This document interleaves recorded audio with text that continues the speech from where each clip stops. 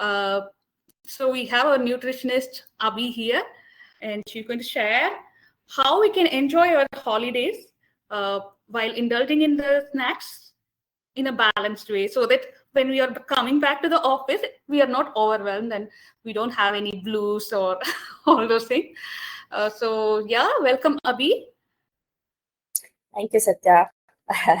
As you said, people might even think, why today? Why holiday? Because it's just Ganesh Chaturthi and it's just a day of, off. They might think that, but officially it starts tomorrow because this month we have Ganesh Chaturthi and next month we have Navaratri and the next month we have Diwali and the following month we have Christmas, New Year. So it's Right. basically official start of the holiday season. So probably let's talk about this much relatable topic. I think this will be relatable to most of us. First and foremost, the festivities are all about joy, family, community, tradition, and let's be very honest, with a whole lot of food, right? These days, there's no celebration or festivals without food. Food used to be a part of the celebration probably before 50 years, but right now it's like the core of celebration. In the name of celebration and festivities, we all started indulging a lot. So we're going to talk more about it. Uh, so let me start with the psychology of festival eating. The festival eating is like a very new terminology which they added to the dictionary very recently. It simply means let me talk more about it a little later. So the psychology behind this festival eating is, first and foremost thing is, celebrations are very emotional, isn't it? We have a memory associated to each festival. We never crave modak during a New Year, but tomorrow, of course, as soon as we see that, we would want to eat that. So it's all about nostalgic feeling, memories, the comfort which each season and each festival gives us. It's all about all of those. So of course, we're all emotionally connected to certain foods during certain seasons. That's the first thing. The next one would be social pressure, especially in this generation. Even when we try to choose a little different one, people will be like, come on, yeah, it's just once in a year. Why don't you try it? Yeah. So the social pressure is always there, be it family or, in the office. And the last but not the least one, the most important one, according to me, it's on us completely. All or nothing mindset. Either, so a lot of people do this, especially my clients say this. So tomorrow is going to be a festival. So I'm going to work out in such a way that I'll earn my dessert tomorrow. That's not how it works. And then they work or they try to burn all the calories day after tomorrow. Yeah. So this all or nothing mindset, the restrictive mindset towards food makes us crave even more, indulge even more, which never was the case before 50 years. The guilt was never associated with food. So these three are the core reasons why this festival eating sounds so like negative, which should have been a positive one. The so emotional connection, social pressure, and the all or nothing mindset. So what we are going to talk today is, why is this affecting us? These three things. The first and foremost thing is, we kind of overindulge, which we all do since a long, like really, this has been happening since years. A slight overindulgence during festivities. But what happens is, when we indulge too much, our energy kind of goes low because of a lot of digestion getting into our body. So low energy. The next one is eating a lot of high sugar and high fat intake. What happens is, we start to crave a lot more sugar when we eat a lot of sugar. So that's the second reason why we're kind of terrified of festival food. The next one is disturbed sleep, which results in an irritability the next day, or even a brain for few people. The last but not the least one is the sluggish digestion because of overindulgence results in gasiness, constipation, and a lot of other digestive troubles. So the strategies which I'm going to share is going to focus on all these four outputs of most of the festival eating. So I'm going to talk about three strategies today, which will not just help you to get back soon to the track, but also during the festivities. We indulge in a lot of things, right? From sweets to drinks to late night snacks to fried foods. We have a lot of things, which soon turns into bloating, fatigue, guilt, and then again overindulgence, right? So I'm going to talk about how do we break this cycle, and also during the festivities, while enjoying the treat, we should kind of take care of our body as well. So the first strategy which I'm going to share with you guys is, it's called as power plate strategy. So 50, 25, 25 is the rule here. So if you take your plate, Yeah, 50% has to be filled with vegetables.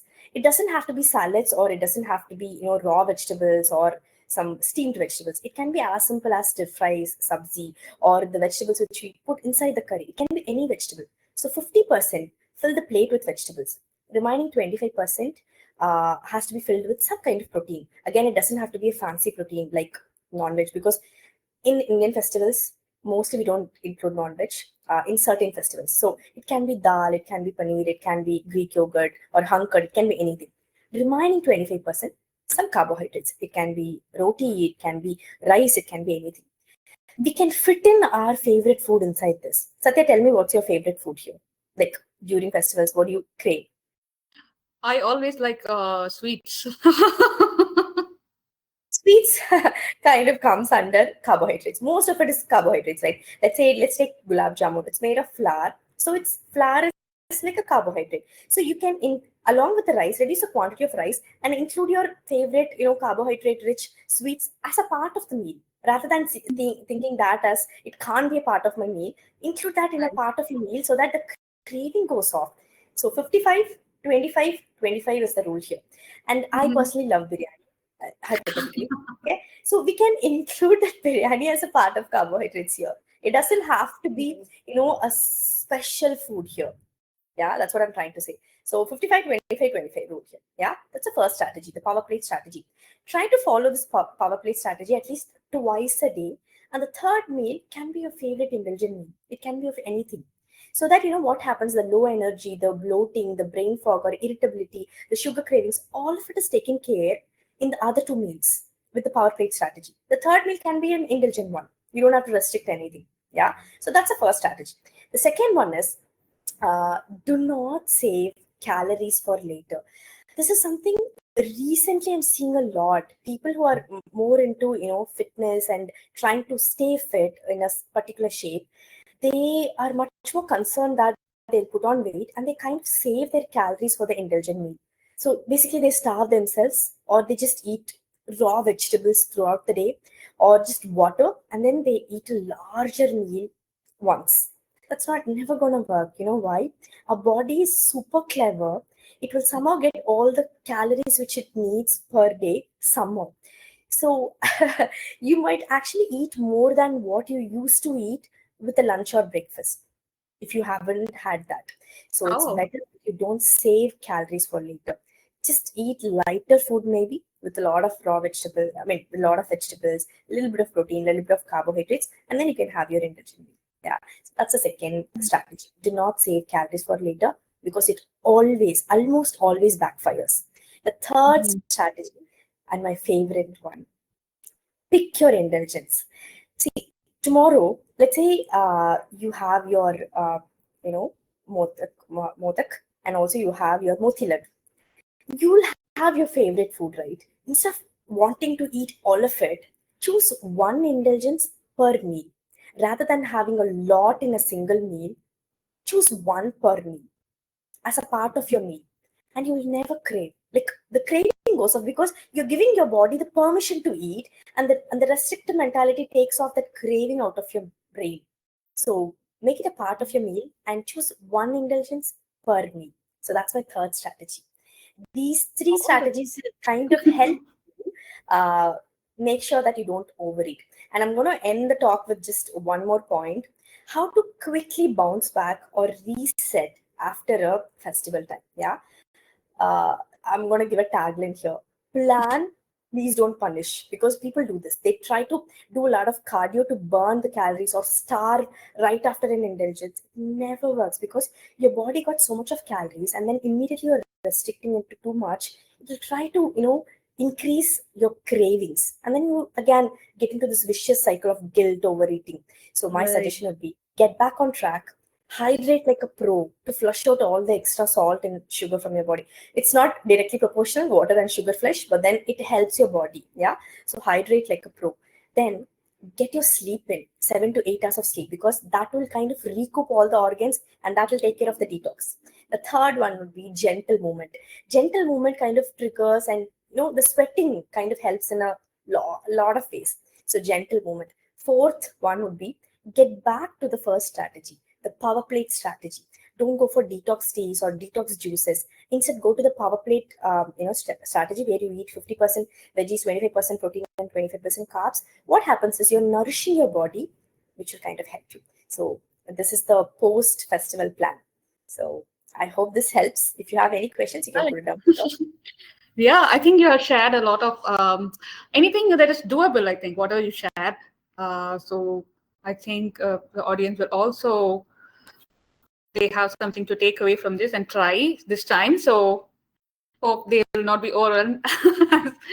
And I like how you suggested to include it and not restrict it.